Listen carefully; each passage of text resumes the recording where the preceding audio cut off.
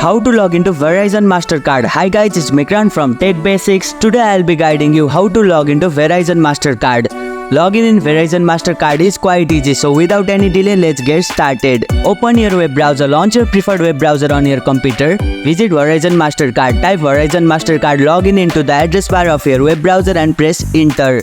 Click on the second link, it will take you directly to the Verizon Mastercard page. Find the login option, it's located at top right corner of the page. Enter your credential. On the login page, you'll typically see fields to enter your user ID and your password. Input the user ID associated with Verizon Mastercard in the designated field. If you have forgotten your password or user ID, click on Forget your password or user ID.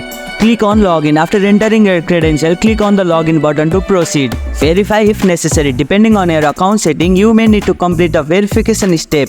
This could involve entering a verification code sent to your email or phone number. And here you go, it's done. If you liked our video, press the thumbs up and share button. If you have any question, comment down below and don't forget to subscribe the channel for more tutorials.